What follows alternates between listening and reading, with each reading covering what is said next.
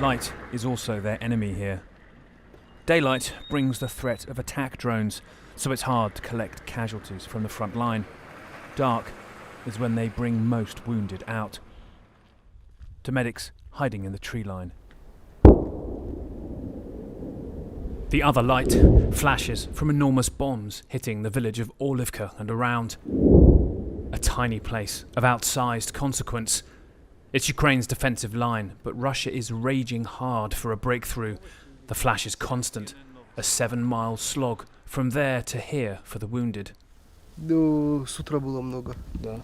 6 чи 4.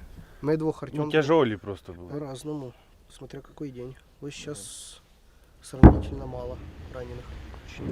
У них больше техники, больше оружия, больше людей. И в этом основная проблема. They wait underground for the radio. To say who, when, where. It feels almost mundane, often hours of silence. Очень нравится мне это место. The thump of shelling hidden by TV series. Дрони – це дуже велика проблема зараз. Це фактично днем, це дуже рідко коли вивозять, в основному вночі. Ну і днем стараються вивозити, коли вже дуже важкі, але ну так. Then it is time. Стане, через скільки і хто має привезти?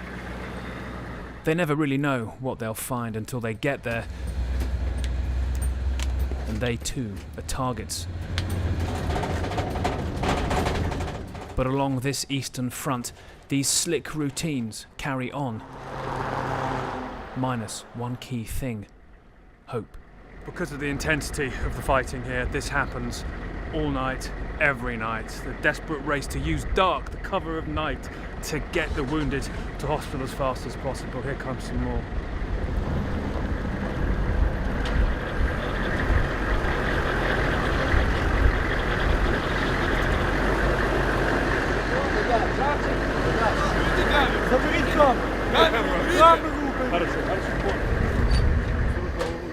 From one Humvee to another, the wounded of a war they're losing because the US is dropping out.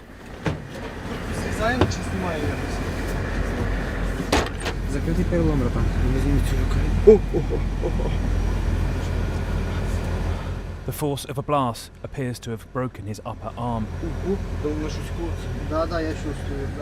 It's going to be a painful drive until the drugs kick in. Бодь! Помалесенько, без ям, поїхали. He says he only had stitches out 4 days ago from another injury, a Russian attack drone ripping into their armoured vehicle 2 weeks ago. One of the 5 men hit inside then is still in hospital.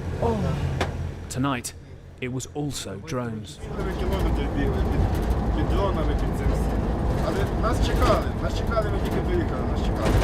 Другу групу заводили теж, льони. За нами вже їде евак, ми вийшли, нема нам. А його б'ють і все, що можна. І тільки чую яка з моєї сторони. Я упав так і в камеру, чую, руки не чувствую, але чувствував, що пальцями можу шевелити. Значить ще є на місці.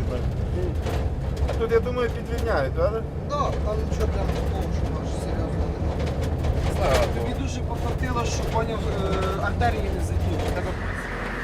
When they get to the hospital, all is blacked out and we cannot even film the doors. Russia is scouring the front lines for any part of the medical chain to hit, to make help harder and further away, just like American money.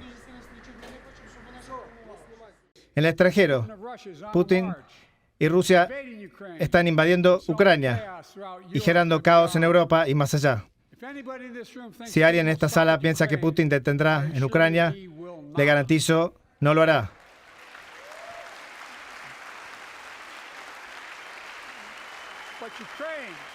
Pero Ucrania puede detener a Putin. Ucrania puede detener a Putin si estamos del lado de Ucrania y le damos las armas que necesita para defenderse.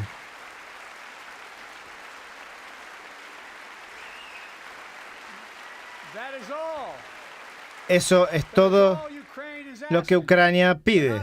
No piden soldados estadounidenses. De hecho, no hay soldados estadounidenses en guerra en Ucrania. Estoy decidido que se mantenga así.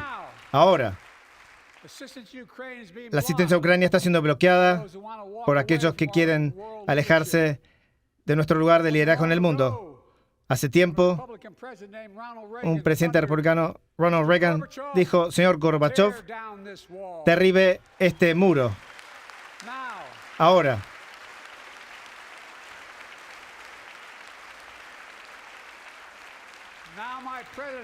Ahora, mi predecesor, un expresidente republicano, le dice a Putin, y cito: haga lo que quiera. Y lo cito. Un expresidente dijo eso, cediendo a un líder ruso. Es inaudito, es peligroso y es inaceptable.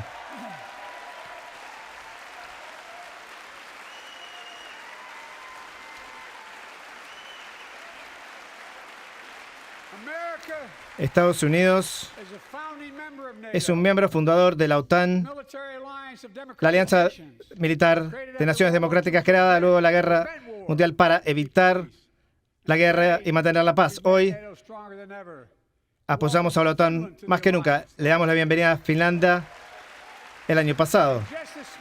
Y esta mañana Suecia se unió oficialmente y su ministro está aquí esta noche. Póngase de pie. Bienvenido. Bienvenido, bienvenido, bienvenido.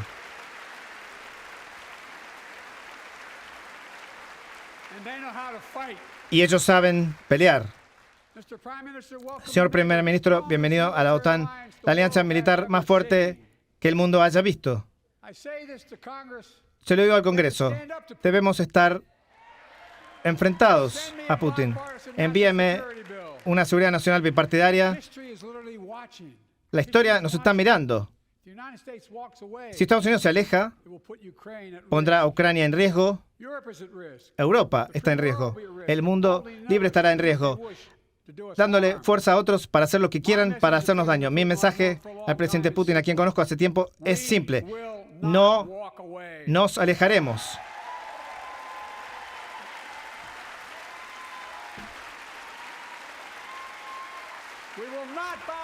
No cederemos. Yo no cederé.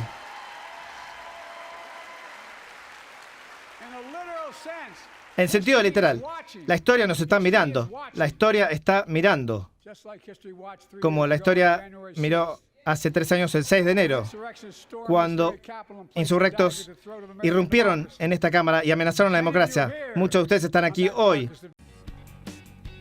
Que se sepa, un informe de la inteligencia de la OTAN, compartido en exclusivo con CNN, estima que Rusia está produciendo casi 3 veces más municiones y artillería que Estados Unidos y Europa juntos, antes de lo que se espera sea otra ofensiva rusa contra Ucrania este año.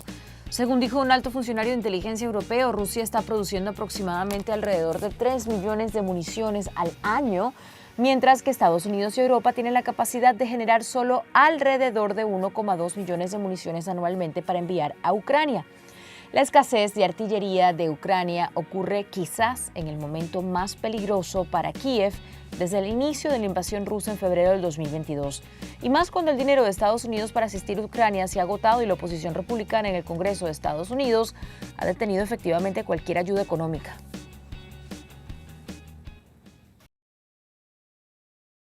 Massive explosions as the Russians were driving Ukrainian forces out of Avdiivka on the Eastern Front. After their retreat, Kiev's ground troops saying Vladimir Putin's air force has become a lot more effective thanks to a special weapon. The enemy used their aircraft a lot, attacking with cab bombs. Before they advance, they clean up the area ahead of them with cab bombs. CAB stands for Correctable Air Bomb, old unguided bombs retrofitted with wings that unfold and a precision guidance kit using Russia's version of GPS. The impact has been to give Russia additional firepower, particularly very heavy firepower, so it's a lot more explosive than an artillery shell or a rocket. So essentially almost a kind of DIY-style version of an American glide bomb kit. You can see the bombs in flight here, their wings already extended. The wing kits allow the Russians to release the bombs further away from the front lines and out of range of Ukraine's short-distance air defense systems. The bombs then glide dozens of miles to their targets. With devastating effects, the Ukrainians say, the Russians dropping large quantities of bombs weighing between 500 and 3,000 pounds, able to annihilate even hardened Ukrainian positions. Their goal is not only to hit our frontline positions, but guided glide bombs are also flying further behind our defenders to hit rear command posts, rear supplies, ammunition, and so on. The aerial bombs are huge. This is a medium-sized one that didn't explode when dropped on a house near the Eastern Front. And the Russians say they're just getting started. Defense Minister Sergei Shoigu saying Moscow will drastically ramp up production of the wing and guidance kits on a recent visit to the factory making them.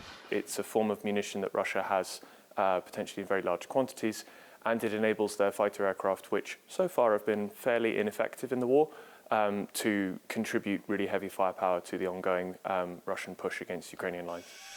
The Ukrainians say the only way they can stop Putin's glide bomb blitz is with more long-range air defense systems.